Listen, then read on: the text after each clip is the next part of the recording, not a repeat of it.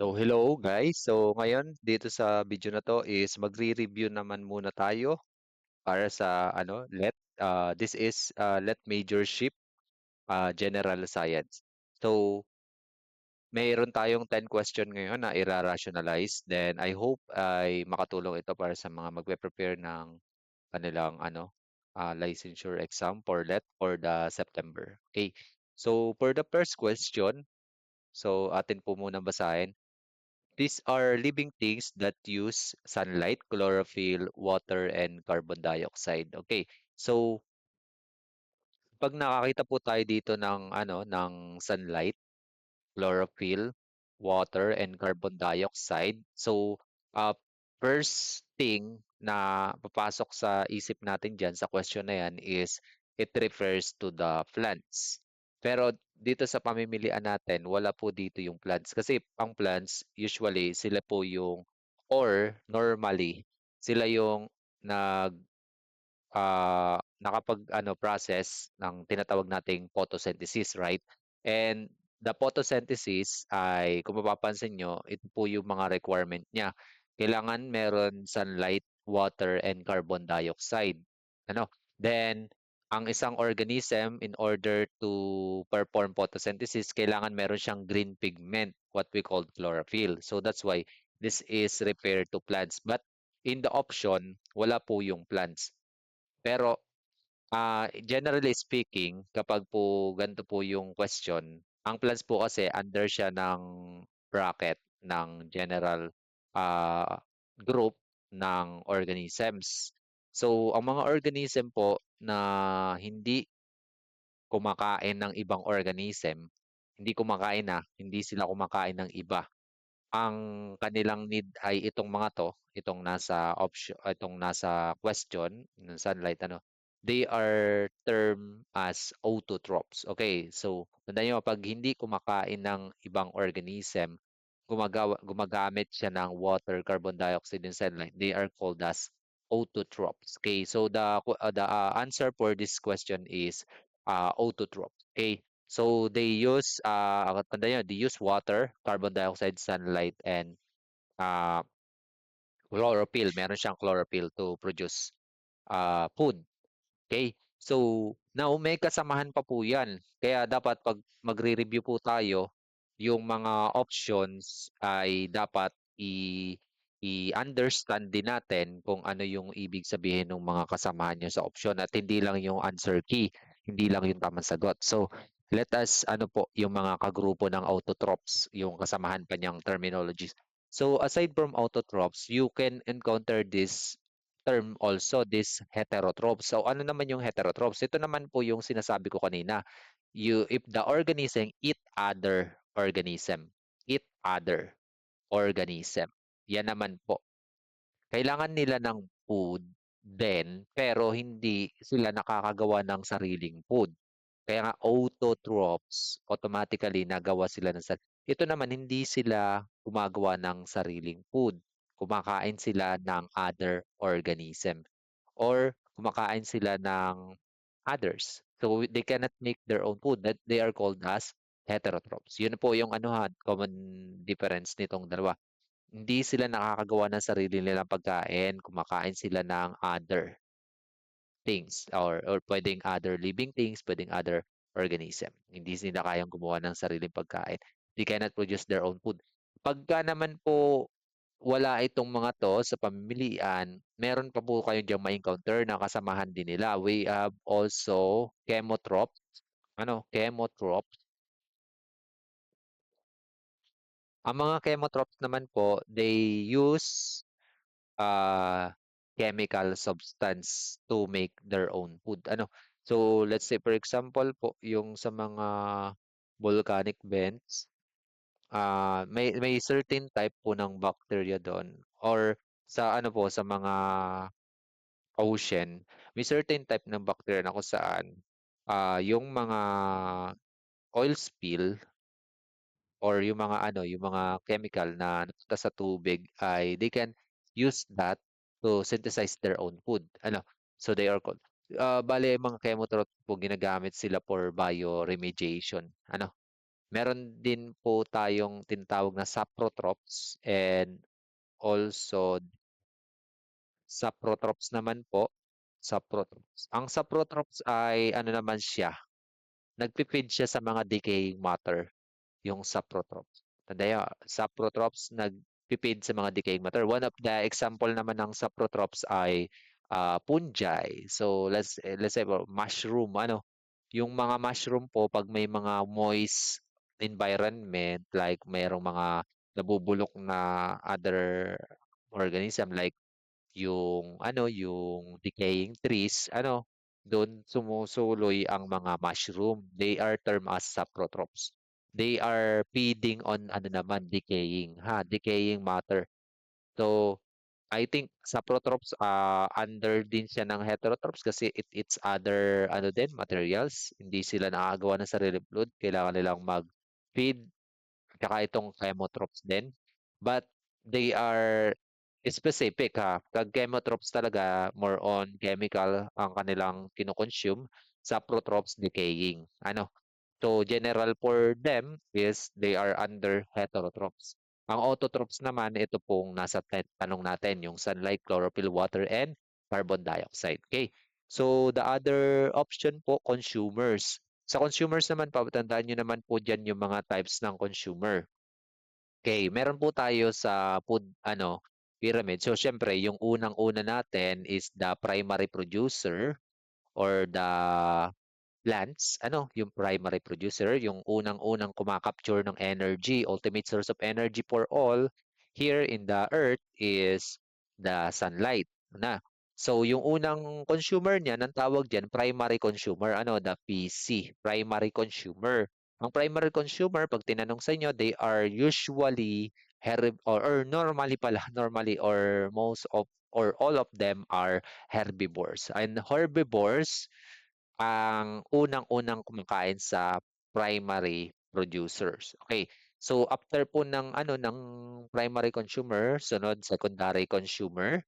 Ang secondary consumer naman syempre sa pagkakaalam natin, siya naman yung kumakain dun sa primary consumer, sa mga herbivore. So usually itong mga secondary consumer, they are carnivore animals, carnivorous. Ano? So pagka po mga secondary carnivores, ano, so kinakain niya si primary consumer. Ang sunod naman po diyan ay tertiary consumer. Ang tertiary consumer is pwede siyang ano, carnivore, pwede rin siyang omnivore. They eat both plants and animals, yung mga tertiary consumer. And yung mga tertiary consumer, syempre, kaya din nilang kumain ng secondary consumer. Hindi lang si primary consumer ang kaya nilang kainin, pati si secondary. Although si secondary, malakas-lakas na yung mga animals within this consumer. Pero may mas nakakakain pa pala sa kanila that is called tertiary consumer. Now, pagka po wala ng natural predator, yung pinakatasa, they are called as apex predator. Tadaya, ang tertiary consumer, predator na sila at saka itong secondary. But meron pa silang natural predator. So that's why we cannot term them as apex predator. Yung nasa pinakang top guys, ito po yung tinatawag na nating apex predator kapag wala na siyang natural predator. So yan, marami po tayong kailangang himay-himayin ng mga konsepto when it comes to ecology. Ano, if you are majoring in general science. So medyo ano random na bigla ang laglabas ng mga questions, biglang ecology, biglang health science. So yan. Katulad dito, number 2, biglang proceed tayo sa health science. So it describe as the lifeline of body. So it is the body's pick up or delivery system. Okay. So lifeline. So from the term lifeline, okay? So ang katawan ay magpapatuloy lang ang iyong ano, yung iyong life or masasabi kang life or buhay, hindi pa kasi kino-consider na patay na 'pag brain death. Pero minsan yung iba, kino-consider na rin siya na wala na. Pero if yung puso mo nagpa-pump pa, nagfa-function pa, nagde-deliver pa ng dugo to the different parts of the body, so that's your what term as lifeline. So ano daw yung system? Kasi nakalagay dito system. Ang nakalagay din ay bodies pick up and delivery system. Okay. So sa mga pamimilian, syempre system. Sa mga pamimilian, tingnan nyo lang, mayroon diyang term na parang magbibigay sa'yo ng clue. So, system. Ang may system po, letter B at letter C, nervous system and circulatory system. So, for the nervous system, ang isa sa babantayan yung terminologies kapag nabanggit ang nervous system is electric impulse or messages ang kanyang dinideliver. Pero dito sa tanong natin, pick up and delivery system. So generally speaking, ang magpapatunay na siya ay talagang circulatory system ay itong lifeline of the body. Okay? So here for this question, the answer is letter C, circulatory system. Okay? So since system po siya, dalawa na lang po yung ating cross out na po natin letter A which is yung blood at saka yung letter D which is heart. And yung blood at heart, part din siya ng circulatory system. Pero since ang tinatanong sa atin system, ay mamimili na lang tayo sa letter B at letter C. Kaso nga lang medyo malayo-layo po yung letter B kasi nervous system po yon. Kung nabanggit sana ang message or electric impulse, maaring nervous system yung sagot dito. Pero in this number 2, that is circulatory system. I hope clear po yung natin dito, rationalization sa number 2. Okay. So now let's go to the number 3. Yan, health science po ulit tayo dito sa number 3. Sabi, it carries the oxygen-rich blood to the head, arms. So, natin, pwede po tayong magguhit-guhit doon sa booklet. Kapag po tayo ay nag-exam, pwede nyo pong iguhit-guhit, i-analyze yung mga question. So dito, sabi, head, arms, chest, and down to the waist and legs. Okay. Now, oxygen rich. Ibig sabihin, yung ating dugo nanggaling na siya sa lungs. Kapag nanggaling na siya sa lungs, tandaan nyo, ang mga vessels na papunta sa heart, ang direction ay papasok sa heart they are termed as veins. Veins. Kapag palabas sa heart, pagpalabas away arteries. Okay. So meron po tayong largest vein. We have the superior vena cava and the inferior vena cava sa puso. So pagka ito po, let's for example, yan, hindi naman ganyan yung talagang heart yan. Tapos meron siya dito yan, aorta. Tapos ito yung mga veins. Tapos meron tayong pulmonary artery at saka pulmonary vein sa magkabila. Connected po kasi sa heart, ang heart nyo sa lungs. Kasi nga, kailangan kasi yung dugo nyo constantly nalalagyan ng oxygen. Kaya nga po tayo humihinga, pumapasok yung oxygen dito sa ilong, pumunta sa lungs, then nagpupunta siya doon sa blood sa pamamagitan ng puso, then ipapump ng puso sa different parts of your body para ma-deliver yung oxygen at magpatuloy yung mga metabolic processes na kailangan mag-function sa katawan nyo na nangangailangan ng oxygen. So ngayon, since dito po, ang tanong po dito ay sa head, arms, and Sabi dito, 2. Ibig sabihin, pag 2, papunta dun sa mga parts ng katawan yung yon. Ibig sabihin, lalabas siya ng puso. Ano, lalabas siya ng puso. For the these options, kaya cross out na po natin si Heart kasi si Heart naman ang tanong kasi carries. Ang Heart naman hindi siya nagke-carries. Siya po ay is either nagpa-pump or nagre-receive ng blood. Pinapump niyo yung blood or ni-receive. Pero ang nagke-carries po, niyan, tandaan niyo, pag narinig niyo ang term na carries, ang una-una agad itatatak niyo sa isip niyo, that is referring to blood vessel. Nagdadala ng dugo, blood vessel. Now, ang letter B po, yung ventricle, cross out na rin po, ekes na din po yan kasi ang ventricle nagpa-pump, hindi siya nagke-carries. Nagpa-pump po siya. Meron po tayong dalawang ventricle, the right and left ventricle. Okay, may different function din po yan. You should review those, din po, yung mga other parts dito sa circulatory system na ito. Then, Yung aorta naman po, that is the largest artery. Ano? Pero since ang tinatanong po sa atin, to the head, arms, chest, and down to the waist. So, ibig sabihin, ito po yung mga ugat na distributed to that different parts of the body na nabanggit dito sa question. And ibig sabihin, ang direction niya to, hindi from. Pag from, ang hahanapin niyo sa ano ay veins. Pero since ang direction ay to, ibig sabihin lalabas siya ng puso. Ang hahanapin niyo sa option ay arteries. So dito sa question na to, ang tamang sagot po dito is letter D, the arteries. Okay? So, pagka ang aorta naman, ang aorta kasi arteries, sir, ang aorta naman, di ba, ano din yan, arteries din. Pero ang tanong po kasi sa aorta, that is the largest arteries in the human body. The largest artery in the human body. Ano, yan yung usual na tinatanong diyan. The largest artery is the aorta. Pero since dito po, very specific po dapat yung sagot natin at very exact. So, yung po kasing binanggit dito, yung mga ugat na nagde-deliver papunta sa heart, or sorry, sa head, sa arms, sa chest, and to the waist and the legs. Okay? I hope the rationalization for number 3 is clear po. Okay? So now punta po tayo sa next question. They are the transmitters of message from the different parts of the body to the spinal, to the brain and the vice versa. Okay, okay. So ang question po natin, so they are the transmitters of message. So malamang sa malamang po ang ating po tinutukoy dito ay nervous system, malamang.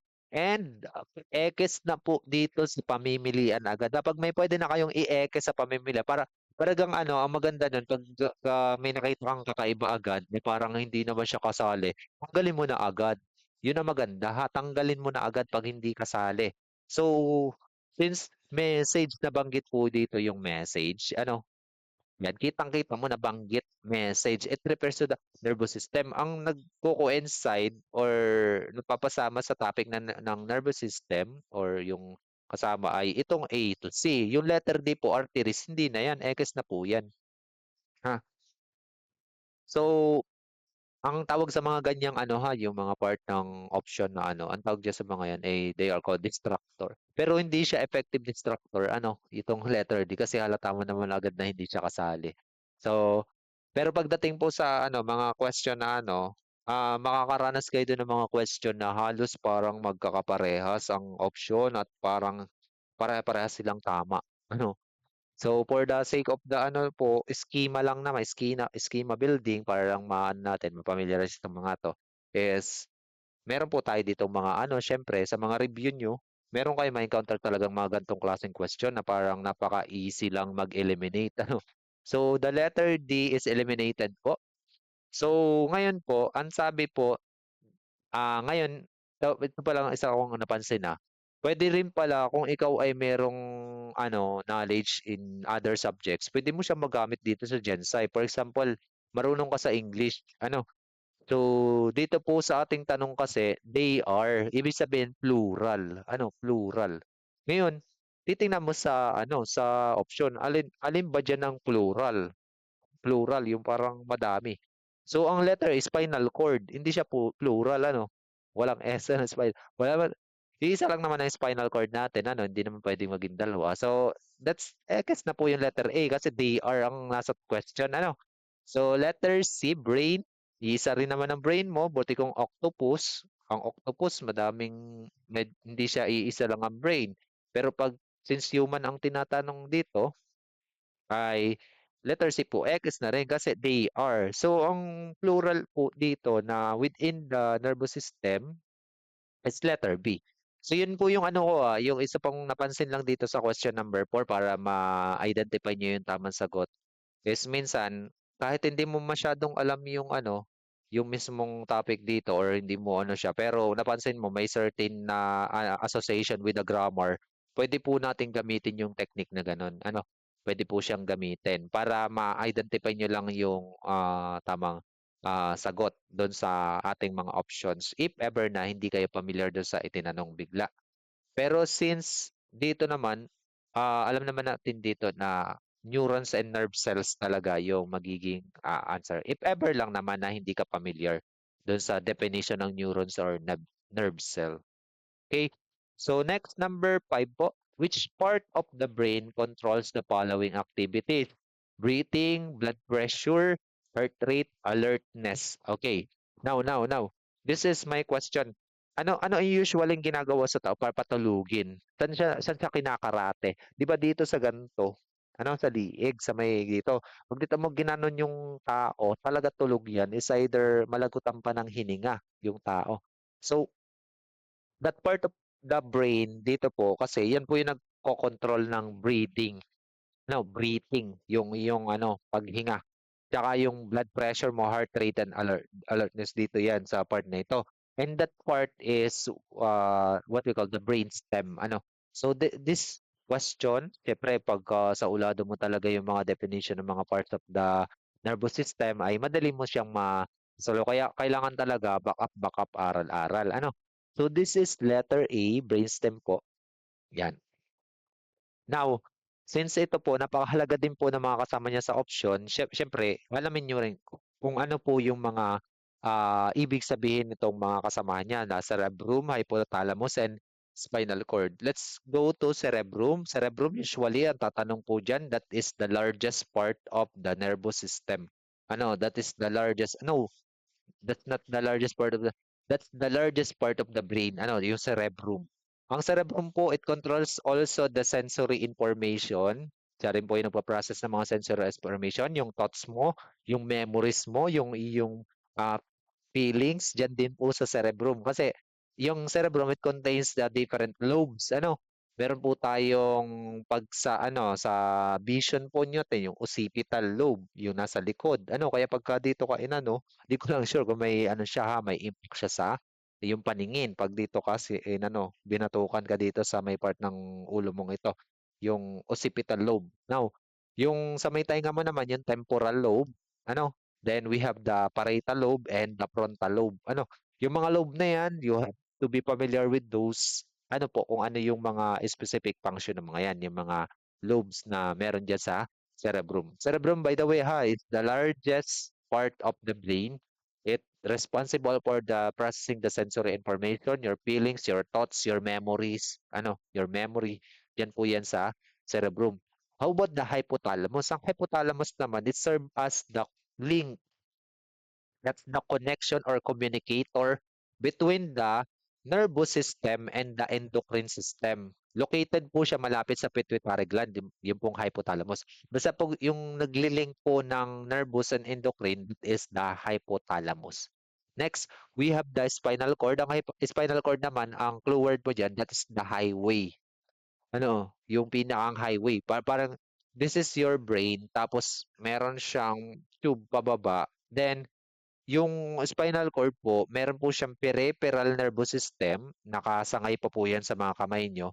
Then, pag yung kamay mo makaka-sense ng danger, kayang immediately matransmit yung gagawin mo dun sa kamay mo para maiiwas mo siya dun sa danger. And ang responsible para makarating ng mabilis dun sa kamay mo yung message, kung ikaw ay mapapaso or matatamaan yung kamay mo na something, is your spinal cord. Yung spinal cord from the brain, so na lang iyong mata, may nakita kang danger, so dadalhin yan sa spinal cord, then i-deliver sa kamay nyo hanggang sa magawa nyo yung reflex. So responsible po yung spinal cord nyo sa reflex ng inyong katawan din po. Okay? So, for the next question po, refers to the sequence of organism and community of that constitute a feeding chain. Wait lang guys nalolobat lang yung aking lap. So, refers to the sequence of organism and community that constitute a feeding chain. Okay. Now, for this question po, so obvious naman po yung mga hindi kasama. So pagka po tayo nakakita ng chain, so yan na, may clue word na rin po pala, may association na rin sa option. So sa mga option po natin, ang makikita po nating may chain is the letter D. That food chain, and also feeding refers to food, right? So this question ay easily ma-answer naman po. That is letter D. Pero the essence of review, guys, is not the correct answer, is not the answer key. The essence of review is for you to assess yourself, then check nyo kung saan kayo nagkamali, then ano yung mga iba pa na kailangan kayang i-expound nung isang question. At yun ay mangyayari yung expansion ng iyong knowledge sa pamamagitan ng pag-aaral mo rin dun sa mga option kung bakit inilalagay sa mga reviewer yung other option. For example, yung photosynthesis, you have to study that. The types of photosynthesis kasi may dalawang klase pa yan. Medyo malawak pa po rin yung aralin. For example, itong photosynthesis, may dark reaction at light reaction po yan. And medyo complex po yung topic ng photosynthesis. Pero since sub this ano this is general science, I hope naman ay hindi naman masyadong ganun kalalim yung mga questions with regards to this type of majorship na general science. Unlike po physical science po kasi talagang hinihimay-himay yung mga malalalim na konsepto. Pero kasi ito general eh. Kailangan niya lang magbigay ng mga sample question from the different fields of science. Lahat ng fields of science, chemistry, physics, health science, ecology, yan. So, at least yung photosynthesis, yung lahat ng ng clue word, lahat ng about sa photosynthesis ay ma-research po natin at maaral natin. Then ecosystem. Ano po naman yung ecosystem? When you say ecosystem, 'di ba magsisimula tayo sa species. Pagka yung species, dalawa, marami na sila, same species lang, that's called population. Then pag population po ng different species, pinagsama-sama niyo sa isang area, that's called community. Now, pag yung community na po, tiningnan po natin yung parameters kung saan nag interact siya doon sa mga abiotic factors like water, like sunlight, like soil, like the temperature. Kapag may interaction na siya dun sa mga yon, that is called ecosystem. Yun po ha. The ecosystem is the interaction of the abiotic and biotic factors in a certain area. Ang consumers naman po, nabanggit na po natin yan kanina. Okay? Next, number 7. It refers to the group of interacting plants, animals, and humans in a particular area. Okay, nabanggit ko kanina sa inyo yung about sa community, guys, right? So, kapag po tayo ay nakakita ng gantong na iba-iba po yung species or iba-iba yung organism. For example, plants, animals daw, and human in a particular area.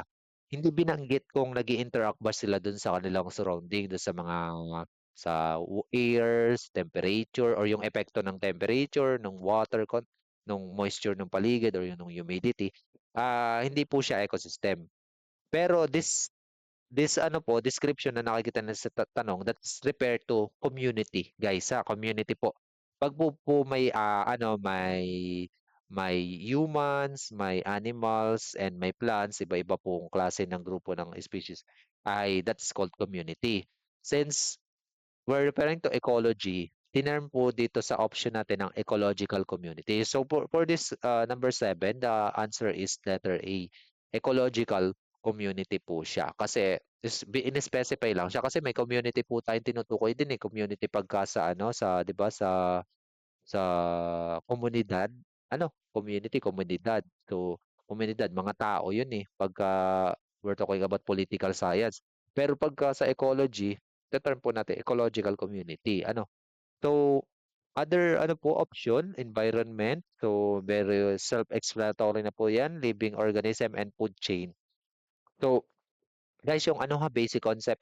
So, magsisimula tayo sa species. Isang species lang. For example, the Homo sapiens, species lang yon. Pero pag madami ng Homo sapiens, nasa 10 sila sa isang area, that's called population. Kapag Homo sapiens, tapos meron pang Canis familiaris, mga dogs, or meron din mga cats, or merong plants na dun sa lugar na nasa isang area sila. That's called community. Then pag yung community na yun nag-interact with the surrounding dun sa yung epekto ng for example, humidity, ng temperature, ng soil, ng water, yung supply ng ano sa kanila, ng certain abiotic factors na yun, ay that's called ecosystem. Okay? Then may mas malaki pa po sa ecosystem guys ha, hindi pa po nagtatapos diyan. Kapag po naman grupo ng mga ecosystem, yung mga ecosystem pinagsama-sama sa isang lugar, or nasa isang lugar sila, isang area, iba't ibang ecosystem yan. May aquatic, may terrestrial ecosystem, ganon. Tapos meron silang definite patterns of climate and temperature throughout the years. They are called as biomes. Ha? Meron silang expected or predicted pattern of climates, temperature for a whole year, yung mga grupo ng ecosystem na yun na nando sa isang larger area, that's called biomes. For example po ng biomes, example, desert or tundra. Tundra po, ang alam natin diyan, yan yung madaming yelo and meron siyang super unti or wala halos na vegetation. That's tundra. Meron pa po tayong taiga, meron savanna, that they are called as biomes. Meron silang definite pattern of climate or temperature within the year. Tapos, may pinakamalaki pa sa biomes ha. Pag pinagsama-sama niyo naman biomes sa buong that's called biosphere. Biosphere. Next, number 8. Mukhang tad itong reviewer natin ng puro tungkol sa ecology Baka dahil may tayo, trending ngayon tungkol sa climate change kaya marami tayong makikitang reviewer na puro tungkol dito ang tinatanong. So next, excessive presence of carbon dioxide in the air trapping heat near the Earth's surface, causing a rise in the temperature in the environment. A. El Nino. B. Greenhouse effect. C. Deforestation, or D, weather disturbance. Okay, so excessive presence of carbon dioxide po yung ating tinatanong. Pag po naman lack of precipitation, super habang lack of precipitation, walang pag-ulan, yun po yung tinutukoy ng El Nino. Since ang nandito excessive carbon dioxide na nagtatrap ng ngayon. So, malayo po tayo dun sa letter A, ha. Ekes na po natin yung El Nino. Deforestation din po, ekes na rin po natin yan, and weather disturbance. So, for here, ang tamang sagot po, when you hear this, this term, trapping of heat, that's called the greenhouse effect. By the way, too much greenhouse effect po class or pagka po meron ng elevation ng normal global temperature, that is called global warming naman po. Yung hanapin niyo naman po sa option ay global warming. Pero bago magkameron ng global warming, greenhouse effect muna, yung too much greenhouse effect ang nangyayari muna. Saan ba nakuha yung term na greenhouse effect? Kasi yung mga plants po natin, meron po siyang tinatawag na greenhouse doon sa mga bansang malalamig. Tapos, ang ginagawa po kasi ng greenhouse, transparent po siya. Tapos, yung UV light na kailangan ng mga plants dito sa loob. Since malamig dun sa lugar at may mga plants na kailangan hindi sila maano nung sobrang lamig, kailangan nung greenhouse matrap yung init. Okay? Para magkameron ng magandang temperatura yung plants at para sila mag-thrive.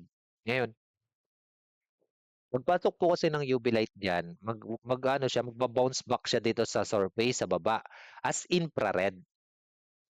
Yung infrared, hindi na siya nakakalabas dito sa loob ng greenhouse. The same is true na nangyayari din sa mundo. Dahil sa sobrang kapal ng, for example, this is the Earth. Tapos meron tayong mga greenhouse gases, sobrang kapal na. Pagpasok po ng UV light, UV light, babalik siya as infrared, hindi na siya makalabas because of the greenhouse gases. Ang mga example po ng greenhouse gases, ang biggest culprit po pala pag tinanong the biggest culprit of the global warming or greenhouse effect, rather, excessive greenhouse effect, is carbon dioxide according to the scientists. Kasi ang through the industrial revolution, nagkameron ng mga fossil fuel na engines, gumagamit ng fossil fuel na engines. ay nag-increase po kasi yung emission nitong CO2 because of industrialization. So that's why ito po yung biggest culprit o biggest or pinakang cause talaga kung bakit nadadagdagan yung temperature ng globe, ng mundo, yung init, ano, at nagko-cause din siya ng climate change. So, sobrang kapal na po ng CO2, hindi na po halos nakaka-escape yung heat, ano, at nakukulong dito sa Earth. So, pag nakulong yung heat, syempre marami siyang consequences. Matutunaw yung polar cap. Tapos, bibilis yung rate of evaporation. Pag mabilis yung rate of evaporation dahil mainit yung hangin, mas mabilis pong mas mabilis nabubuo ang mga bagyo, lalo na sa mga tropical zone or tropical areas na kung saan nandito yung pinakang pagkain ng bagyo, yung ocean, sa Pacific Ocean. Ano, since pag mas mabilis yung evaporation rate, mas mabilis bumuo yung bagyo, sunod-sunod yung bagyo halos. So, yun po yung nagiging epekto niya. So, aside from carbon dioxide, guys, hindi lang po carbon dioxide, methane po ay greenhouse gas din po yan. Nagtatrap din yan ng heat. H2O or water vapor din po, nagtatrap din po yan ng heat. Pero normally naman ang H2O, wala namang ginawang pangangailaman tao about sa water cycle or diyan sa H2O kaya wala namang pinagbago yan simula nung panahon pang una hanggang ngayon. Ang may nagbago lang talaga or nagalaw ng tao na normal composition ng atmosphere is the CO2 because of industrialization. Ano? So, ayan po. So, bale here, it's number 8 po, that is the greenhouse effect. For last two item po natin, number 9, number 10 po for the last item for this ano po, the Earth's shields against sun's harmful radiation. Okay, so yung letter A po, atmosphere. General po kasi yung atmosphere eh. Ang atmosphere, that's the blanket that surround the Earth. Ano, that's the invisible blanket or the gas blanket that surrounds the Earth. At yung atmosphere, they have layers. Tandaan niyo po yung layers yung pinakang ano po, layer na pinakamababa, nag-o-occur yung mga weather that is called troposphere. Ano? Then followed by stratosphere. Then sunod po is mesosphere, yung pinaka-coldest. Sabi pinaka-coldest daw, di ko lang sure. Ano? Tapos sunod ay thermosphere and ionosphere, then exosphere. Yun po yung mga layers of atmosphere. You should be familiar with that, ha? So, letter B, air. Pag sinabing air, generalized na naman po. So, hindi rin po siya, ekesta rin po yung air dito sa tamang sagot. Kasi, hindi naman kayang i-trap ng almost all kind ng air ang UV light. May specific, ano po, composition ng air na kaya niyang i-trap yung UV light. And andito po naman yun sa pamimilian. Ano? So, letter D po, hindi rin po siya enough na mag-trap ng radiation. Pwede naman po nag-absorb siya ng UV, yung forest. Yung forest po, yung mga trees, nag-absorb sila ng UV kasi kailangan naman nila ang UV light para ma-energize yung kanilang mga chlorophyll, mga pag-function, yung photosynthesis or mga pag-ano sila ng photosynthesis. Nag-absorb sila, hindi sila nagtatrap. Ang nagtatrap po for this item is letter C, the ozone layer. Okay. Ang ozone layer po ay O3 ha, O3. Oxygen na may tatlong atom. Okay. So pag O3 po siya, kaya niyang itrap yung UV at hindi makakalusot sa Earth or ina-absorb niya yung UV. Yun po yung ginagawa niya.